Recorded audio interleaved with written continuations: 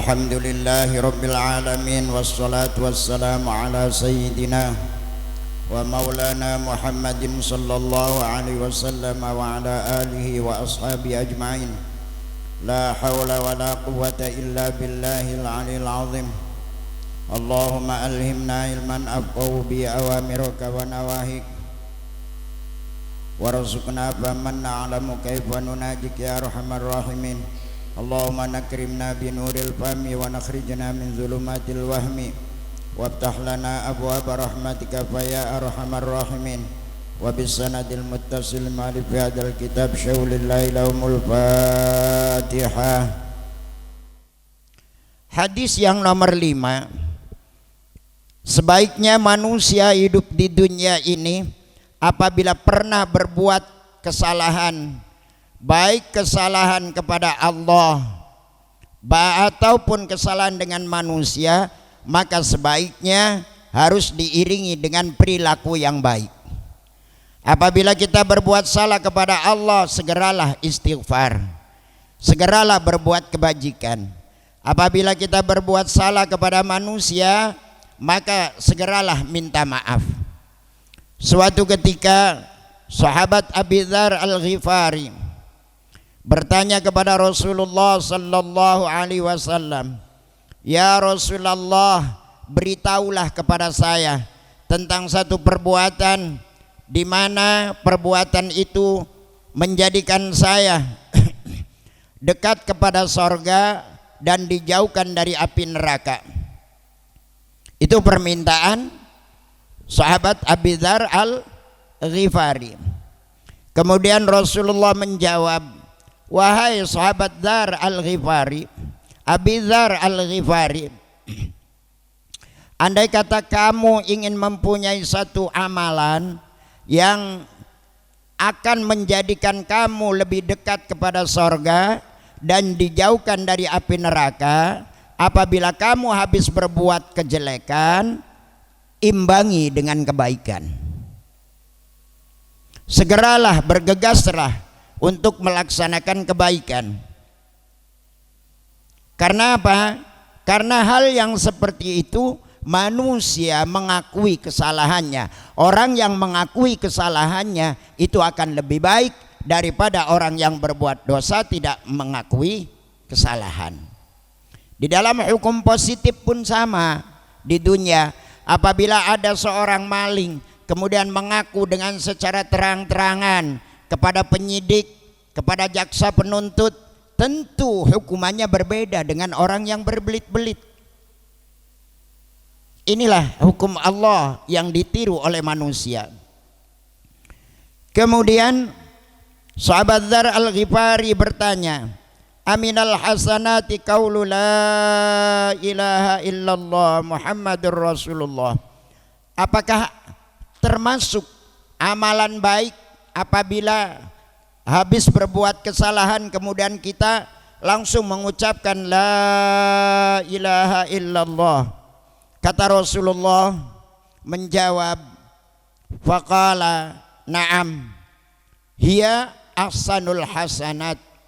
Orang yang selalu lisannya mengucapkan la ilaha illallah Muhammadur Rasulullah, itu adalah ucapan sebaik-baik ucapan manusia. Jadi bisa diambil dari hadis ini satu hikmah, bahwa seberapa dosa banyak yang kita lakukan, apabila kita mengimbangi dengan amal kebaikan, insya Allah dosa-dosa kita akan diampuni oleh Allah Subhanahu wa ta'ala. Yang paling berat adalah orang yang berbuat dosa kemudian ditumpuk-tumpuk, tidak pernah diakui kesalahannya. Ini yang akan menjadi dosa besar. Berkaitan dengan pertanyaan sahabat Abi Dzar Al-Ghifari kepada Rasulullah tentang kalimat la ilaha illallah, tentang asyhadu an la ilaha illallah wa asyhadu anna Muhammadar Rasulullah. Suatu ketika ada salah satu jamaah haji berketepatan tanggal 9 habis zuhur wukuf di Arafah. Wukuf di Arafah adalah merupakan utama-utamanya rukun haji. Rasulullah mengatakan al-hajju Arafah. Haji itu intinya adalah wukuf di Arafah. Faman waqafa bi Arafah faqad adrakal hajja. Barang siapa orang itu sudah wukuf di Arafah, maka orang itu sudah bisa dipanggil haji. Seorang lelaki ini sedang wukuf di Arafah, kemudian mengumpulkan batu, jumlahnya ada 7. Setiap batu ini selalu dijadikan saksi. Wahai batu,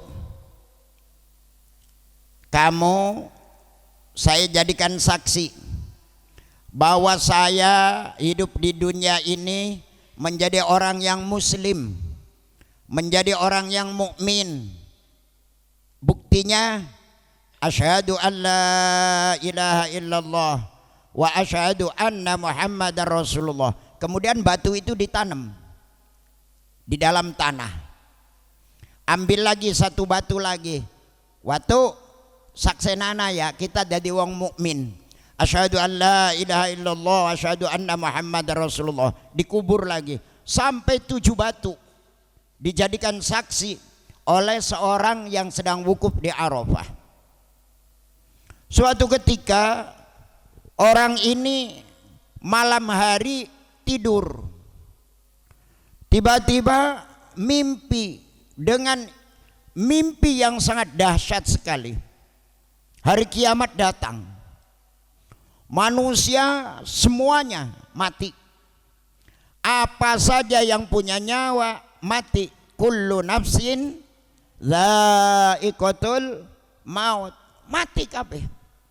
Enggak ada rakyat, enggak ada orang yang punya pangkat, enggak ada raja, enggak ada makhluk jelata, apalagi manusia. Binatang pun meninggal dunia, sampai kepada malaikat yang pencabut nyawa pun meninggal.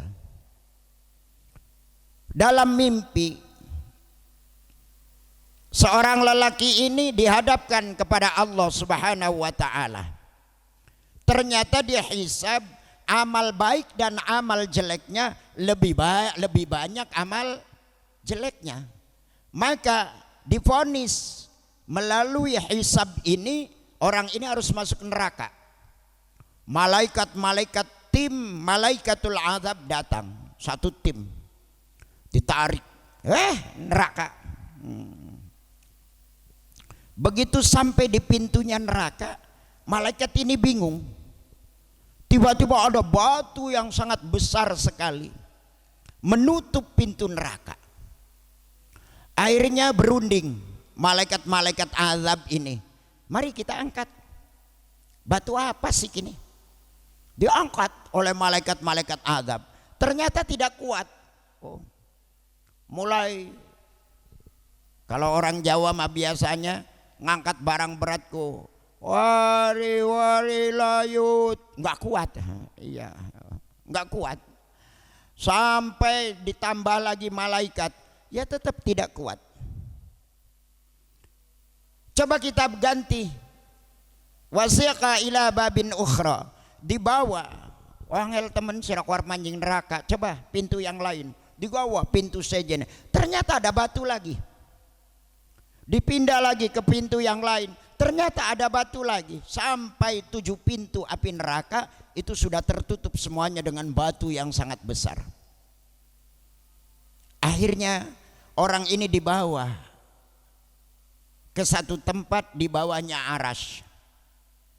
Malaikat matur karo Gusti Allah, Gusti, saya mendapatkan kesulitan akan memasukkan orang ini ke dalam api neraka. Begitu orang ini mau saya masukkan ke dalam api neraka, tiba-tiba pintu neraka itu tertutup oleh batu yang sangat besar. Maka saya minta solusi, bagaimana orang ini? Apa dibiarkan di luar saja? atau bagaimana? Jare Gusti Allah, wahai malaikat, kalian tidak akan bisa memasukkan orang ini ke dalam api neraka. Karena orang ini pada waktu wukuf di Arafah mengambil 7 batu, dan batu itu dijadikan saksi bahwa hidupnya orang ini menjadi orang yang mukmin, kemudian membaca asyhadu alla ilaha illallah wa asyhadu anna muhammadar rasulullah. Apalagi batu yang menjadi saksi. Saya sebagai Tuhannya menyaksikan bahwa orang ini berbuat saksi kepada batu, maka tidak akan bisa masuk ke dalam neraka. Coba kamu bawa ke surga, barang tempe digawaning sorga, ternyata pintu sorgane nutup. Tuh kan, cari malaikat, susah orang ini.